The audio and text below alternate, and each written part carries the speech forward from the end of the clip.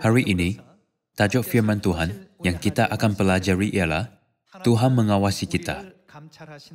Dengan tajuk ini, marilah kita mengambil masa untuk belajar firman Tuhan. Kadangkala, ahli-ahli Sion kita menunjukkan beberapa tabiat yang dipelajari di dunia. Kita berada dalam proses dibersihkan dan membetulkan tabiat-tabiat itu satu demi satu dalam Tuhan melalui firman. Dan kita berubah agar mempunyai tingkah laku betul seperti yang Dia mahukan.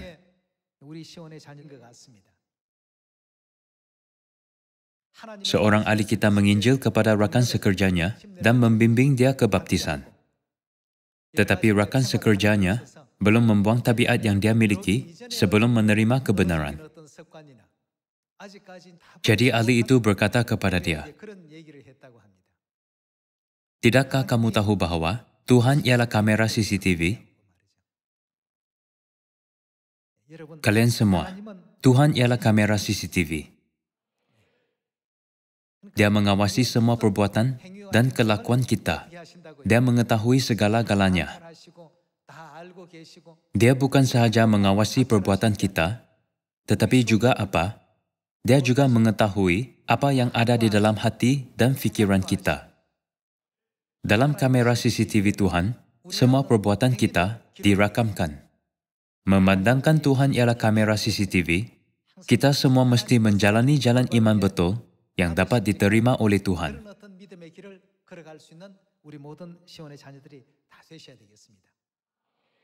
Dahulu, orang jahat seringkali dapat menyembunyikan jenayah mereka kerana tidak ada banyak kamera CCTV. Namun sekarang, semua kejadian dirakamkan dalam kamera CCTV, jadi penipuan ditangkap. Apabila kemalangan jalan raya berlaku, memandangkan segala-galanya dirakamkan, mereka dapat melihat itu kesalahan siapa. Orang yang bersalah tidak dapat mengelakkan hukuman. Sebab itulah kamera CCTV adalah menakutkan. Namun, bagi orang yang selalu menjalani kehidupan soleh, tidak menjadi masalah sama ada kamera CCTV itu wujud atau tidak. Ia benda yang dahsyat hanya kepada penjenayah. Tuhan selalu mengawasi kita untuk membimbing kita ke jalan benar dan membetulkan fikiran kita yang salah.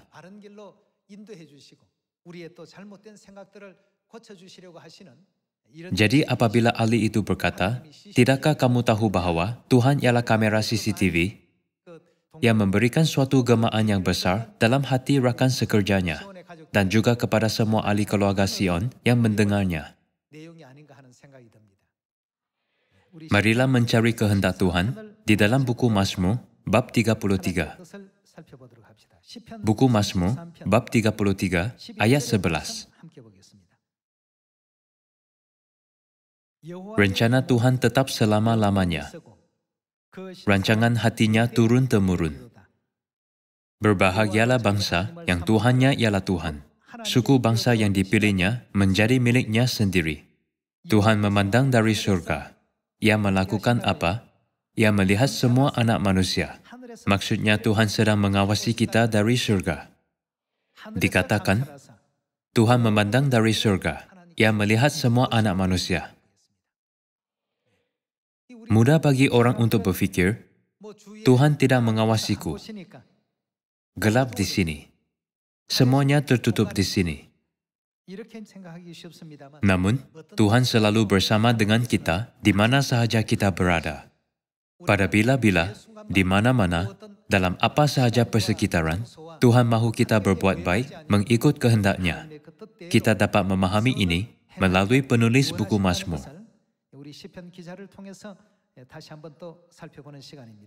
Tuhan selalu melihat kita dari surga. Dia selalu mengawasi kita, manusia. Alkitab berkata bahwa bahkan rambut di kepala kita pun terhitung semuanya oleh Tuhan, bukan? Adakah terdapat sesiapa yang tahu berapa banyakkah rambut yang Anda ada? Kita tidak tahu bahkan rambut kita sendiri pun. Namun, Tuhan menghitung semuanya. Tuhan begitu prihatin terhadap kita. Sebelum ini, kita tidak dapat mengikut firman Tuhan kerana tidak tahu. Tetapi sekarang kita tahu, diajar oleh firman-Nya. Jadi kita mesti dilahirkan kembali setiap hari melalui apa yang kita pelajari. Buku Mazmur bab 53 ayat 1 juga mengajar kita bahawa Tuhan selalu bersama dengan kita dan mengawasi kita. Bab 53 ayat 1. Orang bebal berkata dalam hatinya, tidak ada Tuhan. Sesetengah orang berfikir, di manakah Tuhan? Saya tidak dapat melihat Dia. Tuhan berkata bahawa orang ini ialah orang yang paling bodoh di matanya. Orang bebal berkata dalam hatinya, tidak ada Tuhan. Busuk dan jijik kecurangan mereka. Tidak ada yang berbuat baik. Tuhan memandang ke bawah dari surga kepada siapa? Kepada anak-anak manusia. Tuhan memandang ke bawah dari surga kepada kita semua. Untuk melihat apakah ada yang berakal budi dan yang mencari Tuhan. Tuhan mengawasi hal ini setiap hari dan mendengar doa-doa ikhlas umat-Nya. Inilah cara Tuhan membimbing keselamatan manusia. Kita dapat pastikan ini di dalam buku Mazmur bab 33 dan bab 53.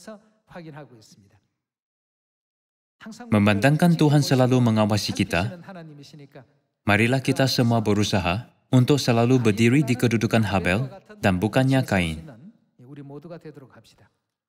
Marilah melihat buku Ibrani bab 4 ayat 12. Sebab firman Tuhan hidup dan kuat dan lebih tajam daripada pedang bermata dua manapun yang menusuk amat dalam sampai memisahkan jiwa dan roh, sendi-sendi dan sumsum. Ia sanggup membedakan pertimbangan dan pikiran hati kita, dan tidak ada suatu makhluk pun yang tersembunyi di hadapannya. Maksudnya semua ciptaan terdedah dan kelihatan kepada Tuhan. Betul? Tiada satu ciptaan pun yang tersembunyi di hadapan Tuhan. Sebab segala sesuatu telanjang dan terbuka di depan mata Dia, yang kepadanya kita harus memberikan pertanggungan jawab. Maksudnya tiada apa-apa pun yang tersembunyi daripada Tuhan, tetapi terdedah di depan Dia. Betul? Jadi, kita mesti mempunyai pemikiran dan perbuatan yang betul di depan Tuhan serta menjalani jalan iman yang betul.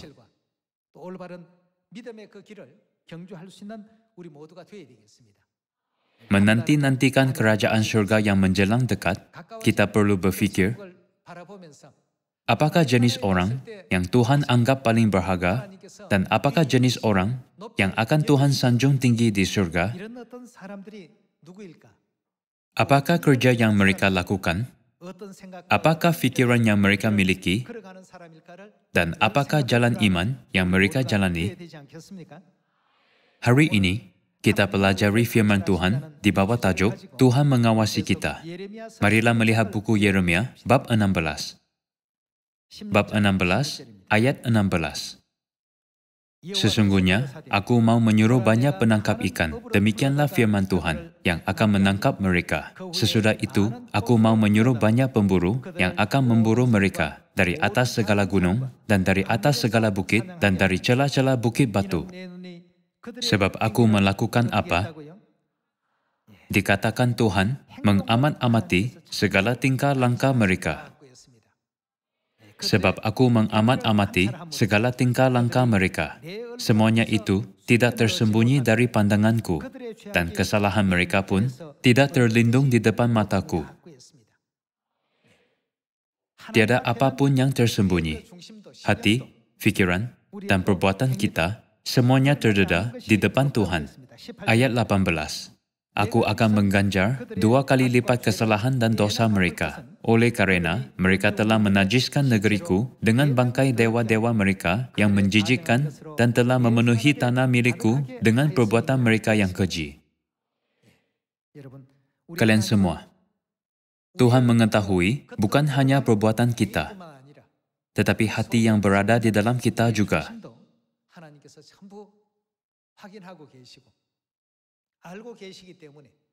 Tuhan selalu membetulkan fikiran kita yang salah dan membimbing kita ke jalan benar. Dia selalu memenuhi kelemahan kita dengan Roh Kudus dan selalu membimbing ke jalan yang mana kita dapat diberkati. Kita mesti mempercayai ini. Marilah menyambung dengan buku Yeremia bab 23 ayat 23. Masakan aku ini hanya Tuhan yang dari dekat, demikianlah firman Tuhan, dan bukan Tuhan yang dari jauh juga. Sekiranya ada seseorang menyembunyikan diri dalam tempat persembunyian, masakan aku tidak melihat dia? Demikianlah firman Tuhan. Tidakkah aku memenuhi langit dan bumi? Demikianlah firman Tuhan.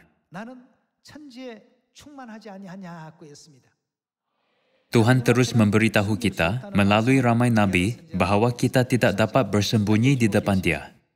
Marilah melihat buku Daniel bab 2. Buku Daniel bab 2 ayat 17. Kemudian pulanglah Daniel dan memberitahukan hal itu kepada Hanania, Misael, dan Azaria, teman-temannya, dengan maksud supaya mereka memohon kasih sayang kepada Tuhan semesta langit mengenai rahasia itu, supaya Daniel dan teman-temannya jangan dilenyapkan bersama-sama orang-orang bijaksana yang lain di Babel. Maka rahasia itu disingkapkan kepada Daniel dalam suatu penglihatan malam. Lalu Daniel memuji Tuhan semesta langit. Berkatalah Daniel, "Terpujilah nama Tuhan dari selama-lamanya sampai selama-lamanya, sebab daripada Dialah hikmat dan kekuatan. Dia mengubah saat dan waktu. Dia memecat raja dan mengangkat raja. Dia memberi hikmat kepada orang bijaksana dan pengetahuan kepada orang yang berpengertian. Dialah yang melakukan apa? Dialah yang menyingkapkan supaya segala-galanya dapat dilihat. Dialah yang menyingkapkan hal-hal yang tidak terduga dan yang tersembunyi. Dia tahu apa yang ada di dalam gelap. Tidak kira betapa gelapnya tanpa cahaya, Tuhan mengetahui apakah yang berlaku bahkan di tempat-tempat itu pun, dan terang ada padanya." Di dalam buku Daniel bab 2, Tuhan memberitahu kita sejelasnya bahawa Dia menyingkapkan hal-hal tersembunyi dan tahu apa yang ada di dalam gelap. Marilah menyambung dengan buku Wahyu bab 2. Tuhan melakukan banyak kerja yang hebat. Di antaranya, marilah pastikan bahawa Tuhan membimbing kita ke syurga sementara melihat hati, perkataan, perbuatan dan juga iman kita.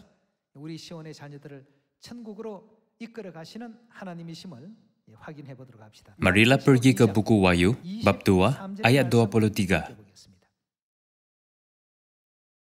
"Dan anak-anaknya akan kumatikan dan semua jemaat akan mengetahui bahwa akulah yang menguji batin dan hati orang. Dan bahwa aku akan membalaskan kepada kamu setiap orang menurut perbuatannya."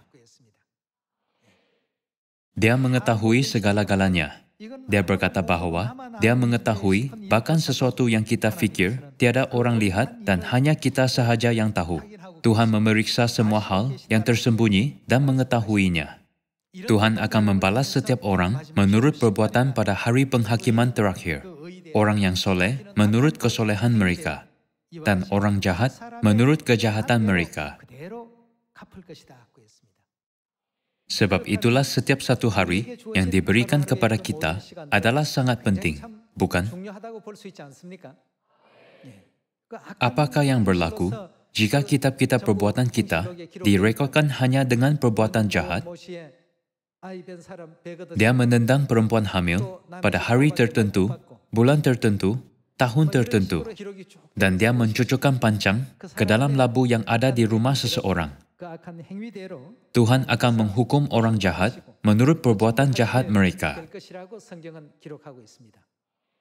Sekarang kerajaan Tuhan yang abadi menjelang tiba. Kita mesti memiliki perbuatan iman yang lebih baik, agar kita akan menerima lebih banyak anugerah syurgawi. Marilah pergi ke buku Wahyu bab 20. Buku Wahyu bab 20 ayat 11. Lalu aku melihat suatu takhta putih yang besar dan Dia yang duduk di atasnya. Dari hadapannya, lenyaplah bumi dan langit dan tidak ditemukan lagi tempatnya. Dan aku melihat orang-orang mati, besar dan kecil, berdiri di depan takhta itu. Lalu dibuka semua kitab, dan dibuka juga sebuah kitab lain, yaitu kitab kehidupan. Dan orang-orang mati dihakimi menurut apa? Menurut perbuatan mereka. Memandangkan Tuhan berkata bahawa kita akan dihakimi menurut perbuatan berdasarkan apa yang ada tertulis di dalam kitab-kitab itu. Setiap detik dari saat kita bangun pada waktu pagi sehingga tidur, segala-galanya direkodkan. Dengannya pada masa sekarang, kadar penangkapan jenayah semakin bertambah di negara ini. Kata orang, disebabkan kamera CCTV merakam sebaiknya.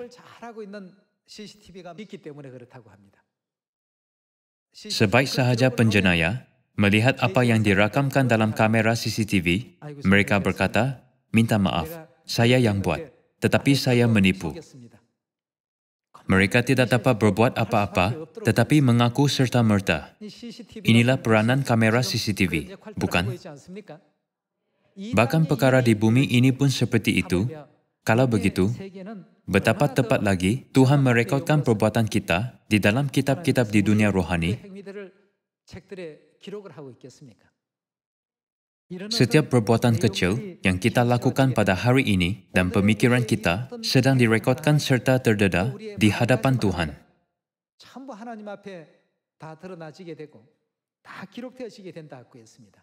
Bahkan sesuatu yang kita sangka tiada orang nampak dan hanya kita sahaja yang tahu pun, semuanya direkodkan di dalam kitab-kitab yang akan Tuhan gunakan untuk menghakimi kita. Tuhan mengetahui segala-galanya.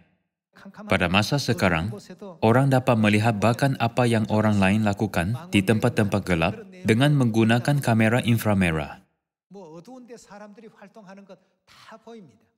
Sebab itulah Tuhan kita berkata di sini, Tuhan menghakimi setiap orang menurut perbuatan mereka berdasarkan apa yang ada tertulis di dalam kitab-kitab itu. Kita mesti memasuki kemuliaan orang yang soleh dan tidak sekali-kali terlibat dalam penghakiman untuk orang jahat atau menerima hukuman daripada Tuhan.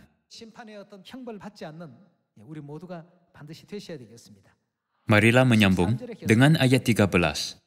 Maka laut menyerahkan orang-orang mati yang ada di dalamnya, dan maut dan kerajaan maut menyerahkan orang-orang mati yang ada di dalamnya, dan mereka dihakimi masing-masing menurut perbuatannya. Lalu maut dan kerajaan maut itu dilemparkanlah ke dalam lautan api. Itulah kematian yang kedua, lautan api. Di sini juga dikatakan, menurut perbuatannya. Tuhan selalu mengawasi perbuatan besar dan kecil kita, serta cara kita bercakap. Jadi, kita mesti memelihara jalan iman seindahnya sebagai anak-anak Tuhan, mengenai iman dan juga kehidupan harian kita.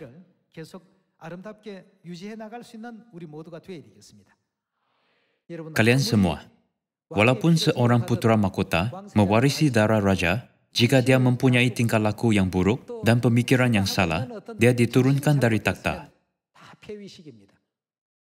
Sama juga, walaupun kita mewarisi daging dan darah Tuhan, jika rekod-rekod dalam kamera CCTV surgawi atau kitab-kitab perbuatan kita adalah penuh dengan perbuatan yang lebih teruk daripada orang jahat di dunia, Tuhan akan mengecualikan kita. Tuhan akan menghakimi menurut perbuatan kita. Marilah melihat buku Matius, bab 16. Dalam banyak bahagian Alkitab yang berbeza, tertulis bahawa Tuhan akan memberikan anugerah atau menghukum menurut perbuatan kita. Buku Matius bab 16, ayat 26. Apa gunanya seorang memperoleh seluruh dunia tetapi kehilangan nyawanya? Dan apakah yang dapat diberikannya sebagai ganti nyawanya? Sebab anak manusia akan datang dalam kemuliaan Bapanya diiringi malaikat-malaikatnya pada waktu itu, ia akan membalas setiap orang menurut apa? Menurut perbuatannya. Tuhan berkata bahawa dia akan menganugerahi setiap orang menurut perbuatan. Tuhan akan memberikan berkat kepada ahli-ahli Sion yang tekun menginjil menurut perbuatan penginjilan mereka apabila dia menghakimi pada hari terakhir. Tuhan akan memberikan berkat kepada ahli-ahli yang kuat berdoa menurut perbuatan mereka yang berdoa bersungguh-sungguh. Juga, Tuhan akan memberkati ahli-ahli yang banyak beralah menurut perbuatan mereka yang indah. Dan juga, berkat yang akan Tuhan berikan kepada saudara-saudari yang mengorbankan diri mereka dan bertimbang rasa terhadap orang lain demi perpaduan adalah tertulis di dalam Alkitab. Tuhan ialah kamera CCTV surgawi. Planet kita, yaitu bumi, kelihatan besar di mata kita, tetapi ia hanyalah titik kecil jika dipandang dari negara surgawi. Sesuatu yang berlaku di ruang kecil ini dapat dilihat semuanya.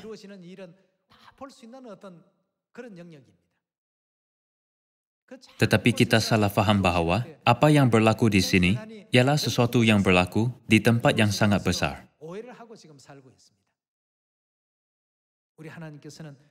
Tuhan mengawasi kita, perbuatan, fikiran, dan iman kita. Tuhan mengawasi segala-galanya. Jadi, janganlah kita turutkan hati untuk menikmati keselesaan dan sekular yang sementara, hidup yang senang di bumi ini. Tetapi kita perlu selalu berfikir untuk pergi ke rumah syurgawi abadi kita. Apakah yang akan menggembirakan Tuhan? Apakah yang Tuhan suka terima? Saya meminta sekali lagi kepada anda untuk menyertai kerja yang dapat menggembirakan Tuhan agar kita semua dapat dibuktikan sebagai yang baik pada hari kita kembali ke tanah air syurgawi. Marilah melihat satu lagi ayat di dalam buku Matius bab 28. Bab 28 ayat 18. Yesus mendekati mereka dan berkata, "Kepadaku telah diberikan segala kuasa di surga dan di bumi. Karena itu pergilah, jadikanlah semua bangsa muridku dan baptislah mereka dalam nama Bapa dan Anak dan Roh Kudus. Dan lakukan apa?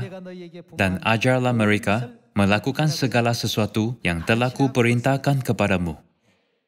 Pergi kepada semua bangsa dan ajarlah mereka untuk melakukan apa?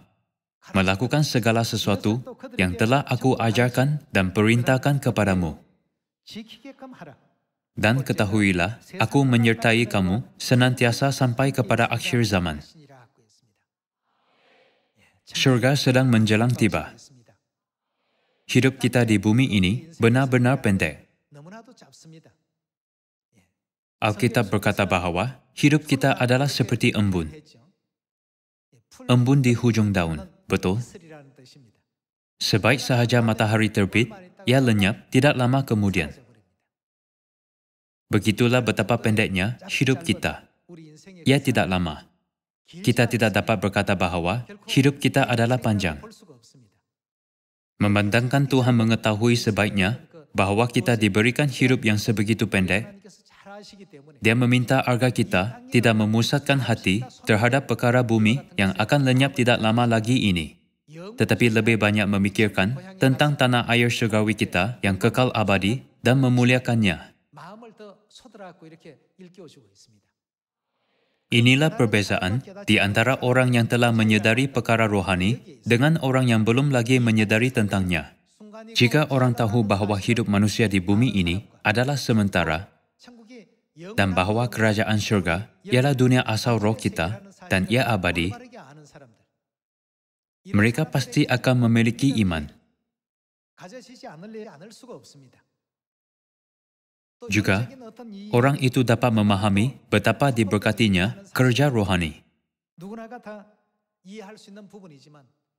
Tetapi jika manusia berfikir bahawa hidup mereka adalah panjang dan bumi ini akan kekal buat selama-lamanya, mereka akan kekurangan iman serta pengharapan syurga.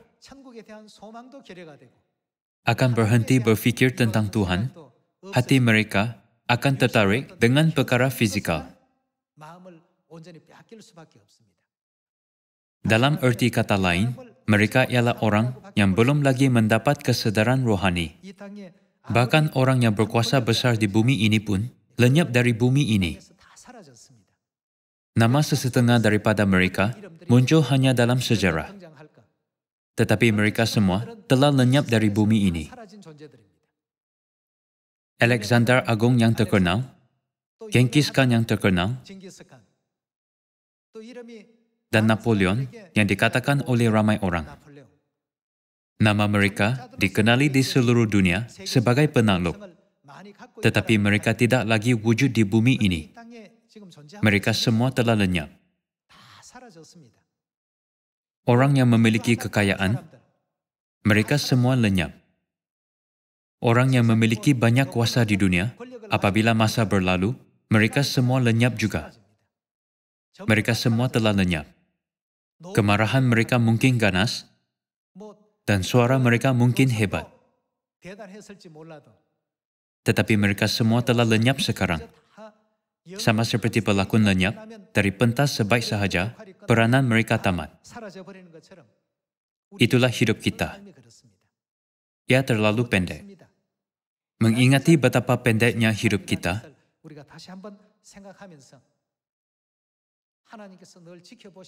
marilah kita selalu mencari sesuatu untuk bersyukur, menakuti Tuhan, menghargai perintah, peraturan dan hukum Dia, serta mengikutnya. Kerana Tuhan selalu mengawasi kita. Marilah kita mengingati semua firman Tuhan dan percaya bahawa firman Tuhan ialah hukum kehidupan yang mesti kita patuhi. Bila kita berkata, Tuhan selalu mengawasi kita seperti kamera CCTV, ia tidak bermaksud kita harus gementar memikirkan Tuhan mengawasi semua kehidupan peribadi saya juga. Tuhan bahkan mengambil peranan kamera CCTV. Sebab Tuhan selalu mengawasi kita adalah untuk membantu kita agar jangan jatuh ke dalam jalan yang berdosa, tetapi selalu menjalani jalan yang benar. Saya berharap agar semua ahli keluarga Sion akan memberikan kemuliaan kepada Tuhan sepanjang masa dan akan dirakamkan dalam kamera CCTV dengan iman yang lebih besar di mata Tuhan. Hidup kita terlalu pendek. Perompak di sebelah kiri Yesus berlanjutan terikat terhadap hidup yang pendek ini dan berdiri di sisi dunia ini. Namun, bagaimana pula dengan perompak di sebelah kanan? Dia memandang perkara yang abadi. Walaupun ia detik yang pendek, kesedaran mereka berbeza sepenuhnya. Saya juga berharap kita akan menyedari tentang bapa dan ibu sebetulnya agar tiada seorang pun daripada kita akan jatuh dari jalan ke syurga, iaitu jalan ke keselamatan di mana bapa dan ibu membimbing kita. Berharap bahawa kita akan menimbulkan banyak pencapaian iman yang indah dan anugerah iman dengan melakukan perbuatan baik. Saya tamatkan khutbah hari ini. Terima kasih banyak.